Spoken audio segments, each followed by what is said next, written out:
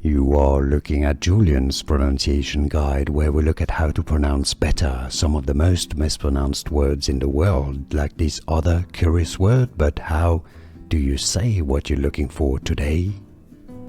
We are looking at how to pronounce this word and more confusing vocabulary too many people get wrong in English, so stay tuned, loads to learn on this channel.